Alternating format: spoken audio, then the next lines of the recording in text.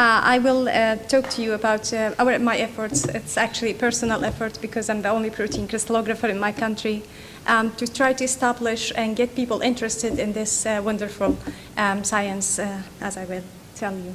So I will introduce my country. I thought maybe some of you haven't heard about Jordan before. I would like also to give you a little bit about me and my experience and about the activities that so far, the plan that I had and the activities that I've done during my last year in Jordan. So Jordan is just this red spot here, if you can see it. It is characterized by its important geopolitics. Of course, it's in the middle of a region full of problematic. I think it's one of the most problematic regions in the world. You hear about it in the news almost every day, more than one time a day. Jordan is characterized by its population. So the population in Jordan is very young and very diverse because we've witnessed a large number of migration and refugees from different countries because of the different conflicts. Developments in Jordan in all aspects can only be described as dramatic, especially in scientific research and education. So in the last 20 years, we have established several very big research projects. One of them is Sesame, as Giorgio has described very nicely. We have also a nuclear reactor dedicated for research and training. And also there are cell therapy center and nanotechnology laboratory. All of these are national projects, very big projects with a huge budget, relatively compared to the financial situation in Jordan. Also, the number of universities in Jordan has massively increased in the last 20 years. We have almost 43 universities. Around 1/3 of the Jordanian population are enrolled in education because, as I said, around 90% of the population are below their 50s. So we have 50% of the population under 24 years age. And this is, I think this adds to the potential of Jordan becoming a good research center in the region. Of course, as many countries in the region, we have a lot of challenges. We have limited resources in everything. We don't have oil, we don't even have water. People are, I think, our major investment and resources. And in addition to this, we have the additional troubles of all the problems around us, the increased number of refugees, and recently we have joined the world war against terrorism, and this is also adds to our challenges, actually. So there are some nice pictures from Jordan. There are lots of nice places. It's also a very nice place to visit. And the people in Jordan are known for being very welcoming, very friendly. And I think in Jordan we have one of the best examples of religious tolerance and people getting together very nicely. So if you walk in the streets in Jordan, you will see churches and mosques. They built like side by side everywhere. So that's, I think, something we are proud of in my country. A little bit about me. So I did my first degree in pharmacy, and then I had the pleasure to join Professor Edith's group in Oxford to do my PhD. And in my first day in the laboratory, Edith told me, you're going to be our protein crystallographer. And at that time, I didn't know anything about protein crystals. It was like something that doesn't, you don't know about it much when you do pharmacy. And I was co-supervised. She told me we will find somebody to help, and I was co-supervised by Elspeth Garman, who's very well known for her research in cryocooling and radiation damage in microbiology, and macromolecule crystallography. Actually, I became fascinated with this field, and I started to believe in crystals and the magic within them. And also I thought that they really have hidden messages, not only in water crystals, in all crystals. There are hope crystals, there are delicious crystals, there are addictive crystals, adventurous crystals, precious crystals. When they are protein crystals, of course, they're the most precious crystals you can see. They can be very frustrating sometimes when they don't diffract and you don't get anything of them. And also they make you believe in miracles when they do diffract. So it was really a fascinating field. I was lucky. I think. Now, when I finished my degree, I had to go back to Jordan because I was funded by the university in Jordan. And well, I was lucky that it was coincided with the year of crystallography. So just before 2014, I arrived at Jordan with this idea that I should start protein crystallography here, I mean, in Jordan. So I was inspired by my favorite actor, Kevin Costner, in the particular movie of The Field of Dreams. So this movie has a very popular classical line, which is, if you build it, they will come. And I thought that will be my plan. For those of you who don't know about, or haven't seen the movie, it's about Kevin Costner, a poor farmer who was in the process of going bankrupt. And then suddenly he came up with this wild idea of building a baseball field in the middle of nowhere. And his idea was, if he built this field, he will get players, he will get fans of the game, and he will manage to generate income and save his farm. So I thought, I'm going to follow, if Kevin Costner can do it in Hollywood, of course everything works well in Hollywood, I thought I can do it, I can at least try it, perhaps in Jordan. So my plan is what I can do is simply start a simple protein crystallography lab. This hopefully will help me to get researchers interested in the field. People start to learn more about it, keen to collaborate and use it for their research. And having the overarching why, of course, is the main goal is generating protein crystallography research in my country.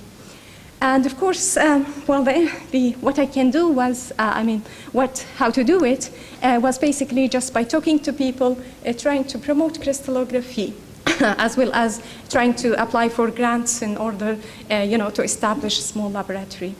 And this actually, I've turned this into my logical framework plan to start the process.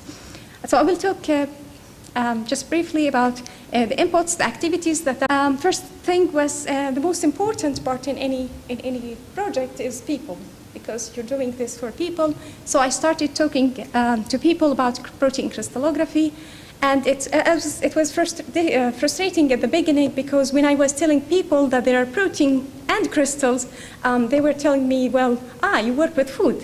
And it actually was a little bit frustrating that they couldn't imagine how you can crystallize the protein to get a drug molecule. I mean, this is my facility. So I've used every possible opportunity to talk about protein crystallography and crystallography in general.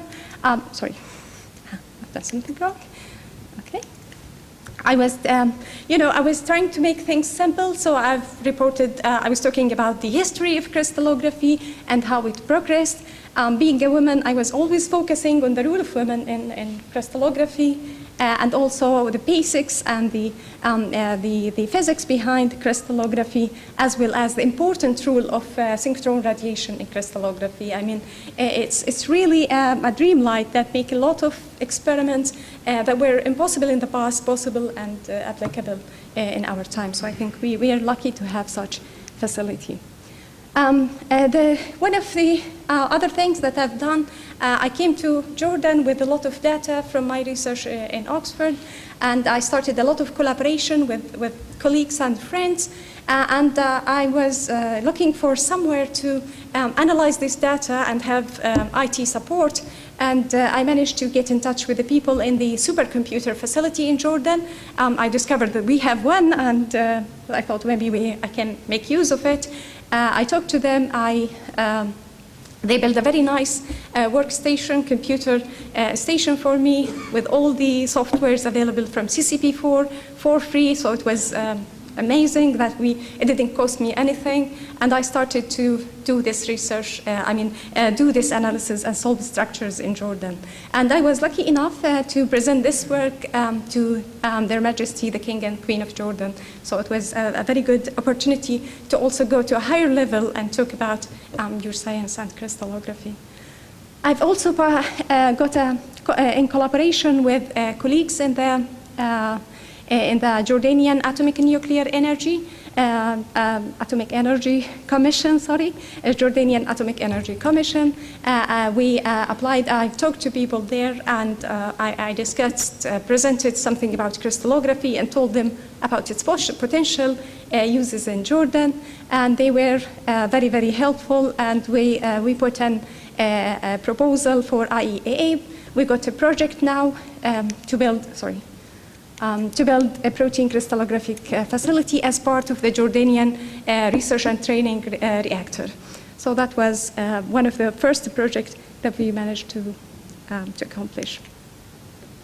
I've also tried to get in touch with researchers and see how they can benefit from crystallography and what I can offer for them.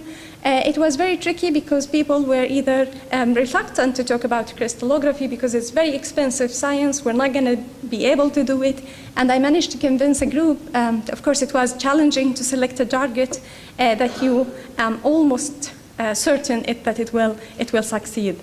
So I found this group who synthesized hundreds of molecules. They spent more than $500,000 for chemicals, synthesizing chemicals randomly without getting any results. And I discussed to them how they can, how protein structures can help them in their project.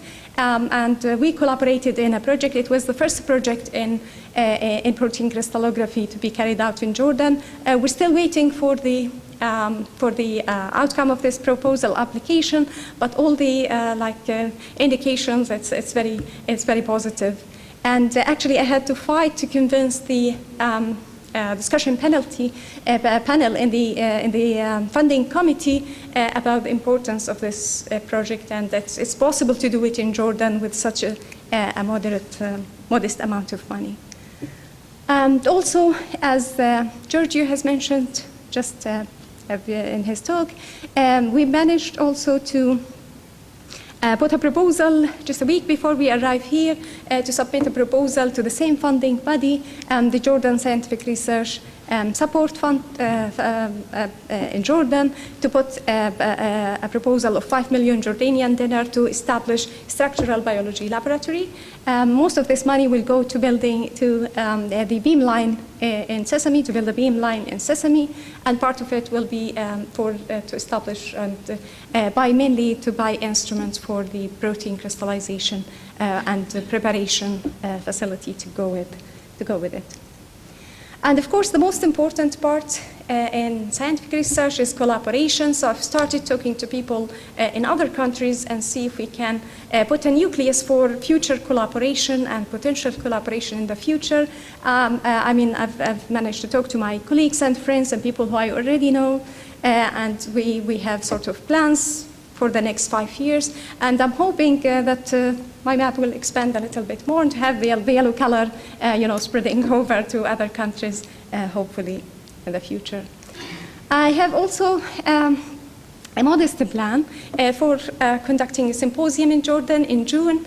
I picked June because many people will be coming to the region for a meeting in Israel, and I thought maybe they can stop over in Jordan and talk to my people to my colleagues in the University of Jordan about protein crystallography, the importance of protein crystallography.